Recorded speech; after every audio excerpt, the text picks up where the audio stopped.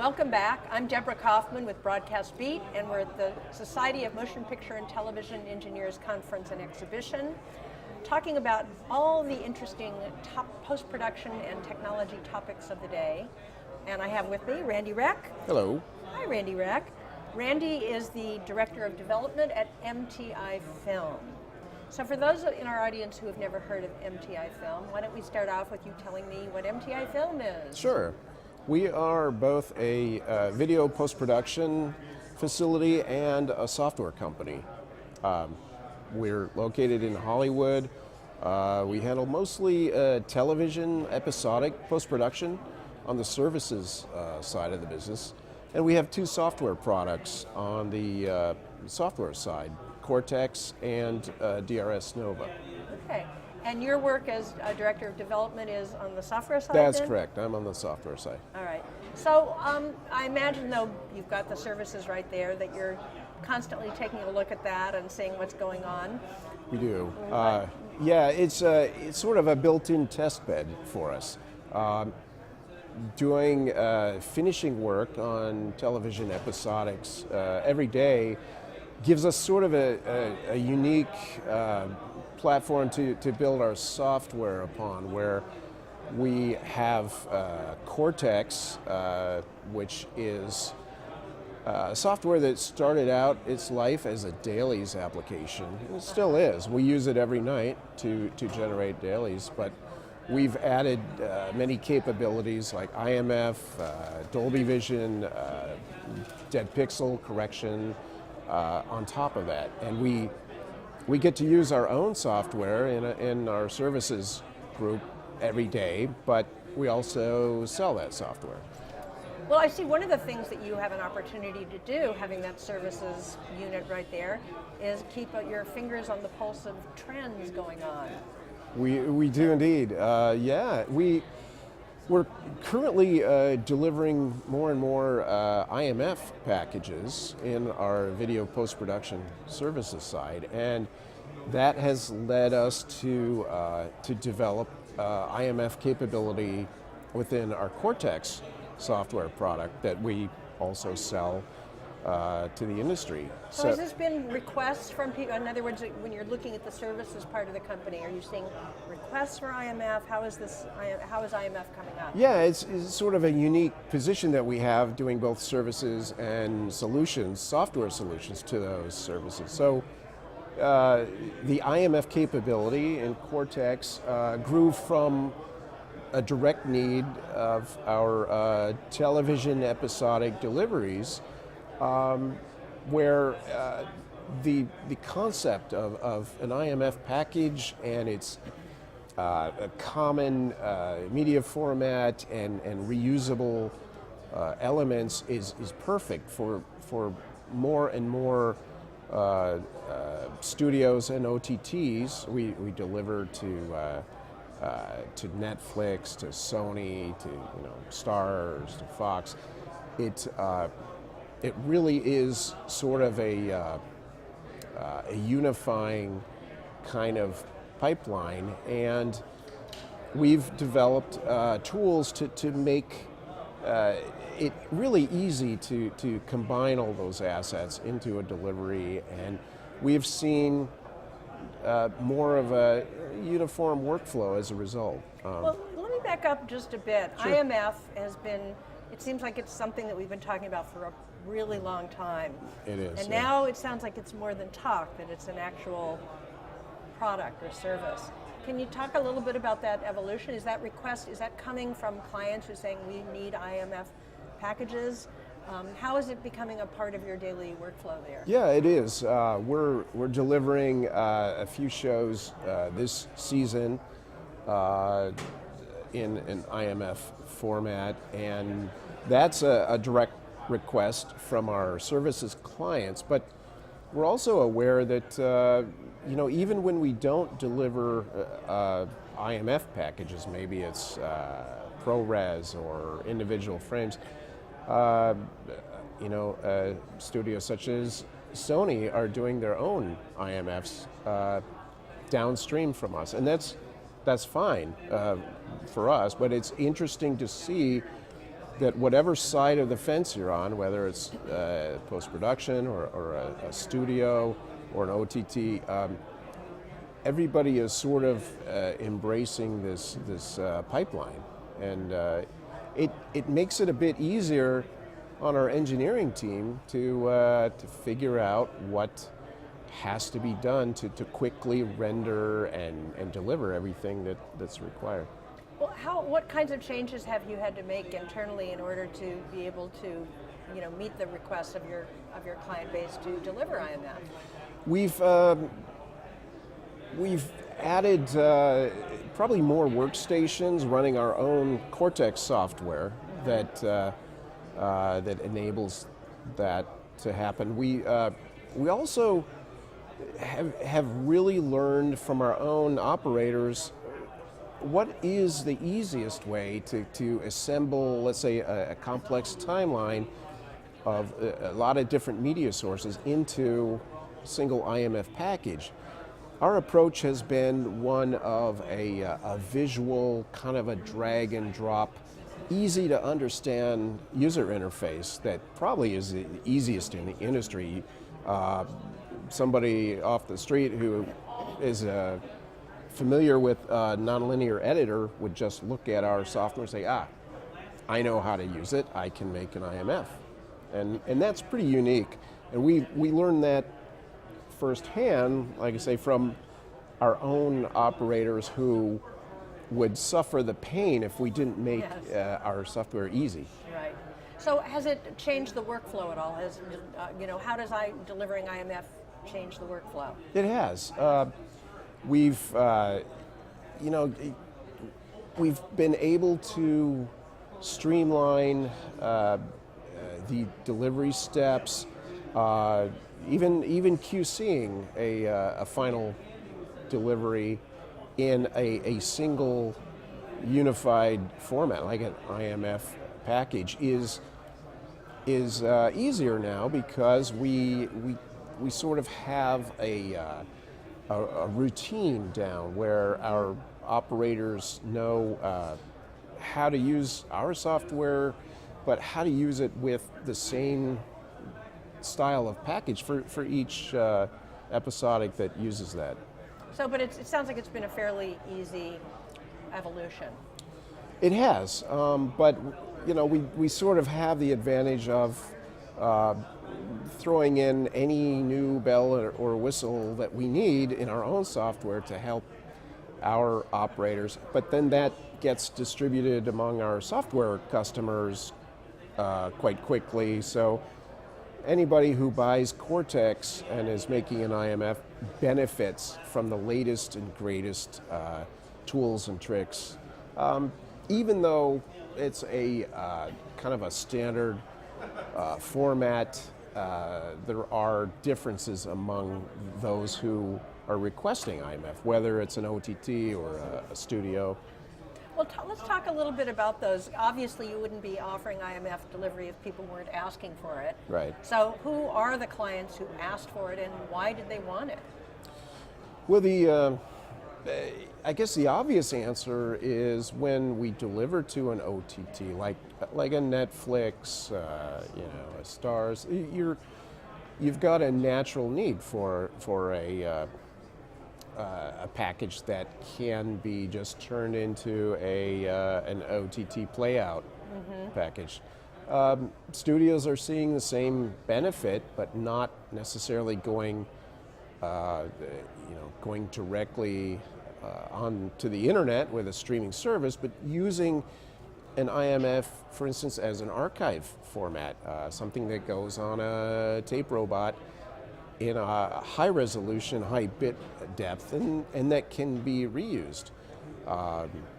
Also, HDR IMFs are playing a role in these decisions, and when archiving or even delivering in HDR, an IMF package makes a lot of sense. That makes sense to me. So I'm taking from what you said that Netflix might have been the first customer to ask for this? In our case, yeah, they were, and there are many others now. So it's We're kind of agnostic in both who needs the format and what features we provide when they ask for it. We'll pretty much try to make everyone happy who needs their own little version of the format. Well, speaking of another request you might be, I'm presuming you are getting from some of your clients, let's talk about high dynamic range. Sure. Is that another Netflix request? It is, among other people, and we're getting both at this point HDR10 and Dolby Vision requests. We've added within our software Cortex, we've added capability for both, but we've come up with some really unique ways of manipulating the extra metadata that you need and that you get with HDR.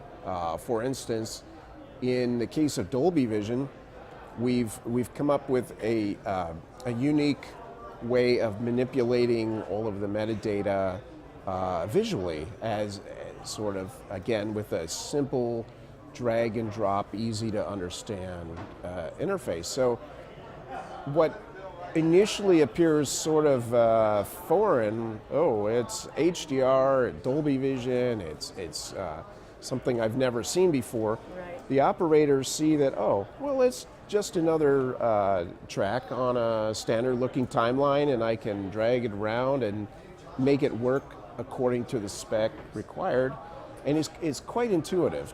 I haven't seen anybody else handling Dolby Vision metadata that way. Well, to go back to HDR for just a second, I mean, is this something that's really, is it growing a lot? Are you more and more? It seemed like it was very limited at first who required it. How much has that grown? Yeah, we're seeing probably the majority of the television shows this season at our post-production services facility are either asking for HDR deliveries or at least experimenting with a potential switch to HDR and SDR. So, we're sort of, again, uniquely positioned to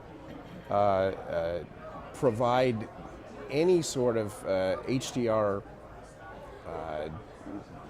delivery help that people need through our own software. If somebody comes in and says, hey, I'm not sure what we need, whether it's Dolby Vision, whether it's HDR10, both, what can you do for us? And we can, quickly provide tools to show both, or a translation from one to the other, and anything our clients need. We've got a team of programmers ready to help. Well, speak of the devil, I mean, there are more flavors of HDR, are there not? There's the Sure. 10 plus, and then Yeah. there's a gamma log. Sure. Yeah, there's a few. Samsung. Yeah. We are, right now mainly supporting HDR10 and Dolby Vision with beta versions and test versions of many of the other flavors, and we don't, we don't have a political favorite here. Right. Our goal is to make our customers happy. What they need is what we're going to provide. So it's a real fascinating time, I think, in our industry to see the transition. Yeah, we're all going to be watching HDR now. What format, what metadata, what style of HDR is going to get us there in 2017, and how is that going to evolve next year? We're happy to be sort of right at the forefront of that whole change. Well, and it sounds, once again, it sounds like you've adopted the two that you're probably getting the most requests for, I'm imagining. Yeah, that's exactly right. Although we're also, like I said, making other flavors of HDR available, at least in our test versions, and let people try out whatever they need. Right. So to be able to work with Dolby Vision, how closely did you work with Dolby to be able to implement that? Well, we're lucky enough to be just down the road from Dolby in Burbank, and we work very closely with Dolby. In fact, they have our software at their place using Cortex for both testing Dolby Vision and also calibrating their own monitors. We're supporting many levels of metadata that nobody else supports, just because we work so closely with Dolby. So it's been a very good working relationship.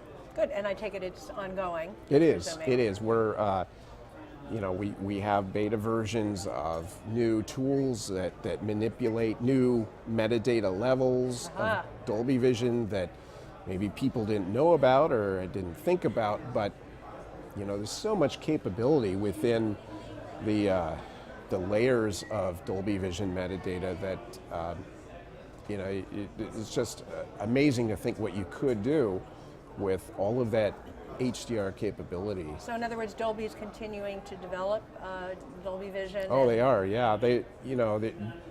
We say, okay, we handled Dolby Vision metadata. Well, there's level 1, level 2, level 5, level 7. There are many different on and on layers of Dolby Vision metadata, and we're trying to do pretty much a tool for each one.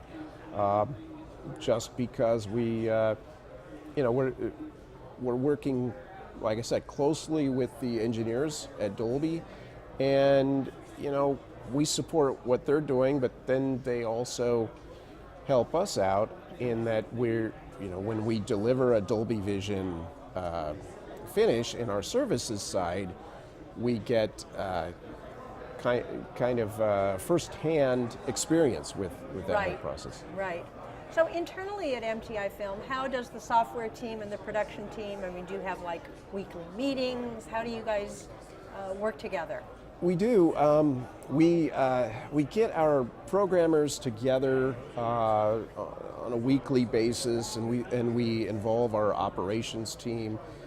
And by giving our own services side sort of a high priority voice into the roadmap of our software team, we get the best of both worlds. Our software becomes cutting edge in our industry, and we get that cutting edge set of features out to our software customers. But then our operations side, the television post-production side, gets sort of an instant benefit. Now, there is some price they have to pay. Our operators are also our beta test team. So when we're not delivering episodic television deliveries, our operators are also testing our brand new features for our software team. So there's a lot of interaction that benefits both sides. And what about with the film restoration side of the business? Yeah, so DRS Nova is our long-standing, couple of decades evolving film restoration application.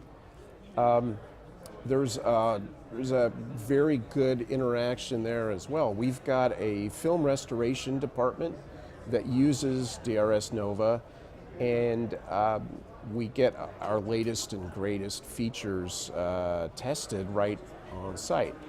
Now, as sort of the industry-leading film restoration software for many years around the world, DRS Nova has constantly been evolved and improved. In fact, we introduced a few new features at NAB. We've got some new things coming later this year, things like a flicker tool and a very clever way of handling dirt and simple fixes that used to take a long time now are pretty quick. So it's pretty fascinating to watch the evolution. Every day there are changes and improvements made. We throw those into our restoration department and we see how quickly we can restore a whole film. Might have taken 3 weeks, suddenly we're doing it in 2 weeks. It's really exciting. Well, my ear was caught by these new features that you're adding. What is MTI Film showing? Anything new at SMPTE? We are. We've got several new features in DRS Nova. If anybody wants to drop by, I'm happy to show them. Mostly requests from our current customers have been thrown in there. We had one customer who wanted to do something simple like paint back from an original version fixes onto what was already done in visual effects somewhere else. So essentially undo somebody else's fixes. Well, we always had a way of doing that, but what we did on the request of one of our customers is make it super easy. So now there's an automatic way, just point to each clip and then sort of like a time warp where you're painting away what was done by someone else, even if it wasn't done in our software. So it's little changes like that we're showing. We've got pretty much improvements in all of the major tools. So it's good. We should come check it out then. Absolutely. Well, we're nearing the end of our time, but I wonder if you just have any brief comments on what you and MTI Film sees happening in our industry going forward. Sure. I think we talked about HDR. We're constantly evolving there. Mm-hmm.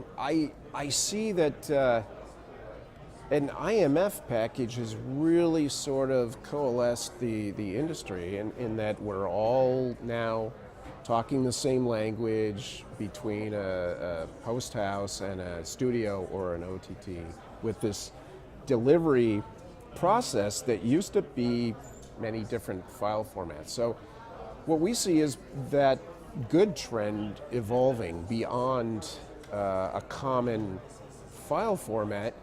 We see probably use of the cloud, use of automation in that delivery, not to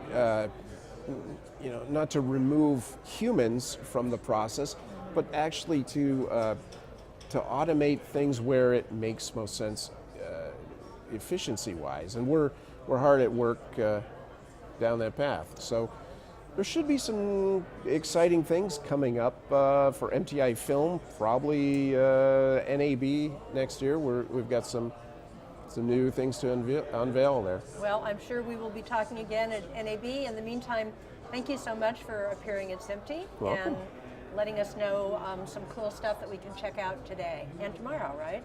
Sure. Excellent. Thank you so much, Randy. You're welcome. Take care. Okay.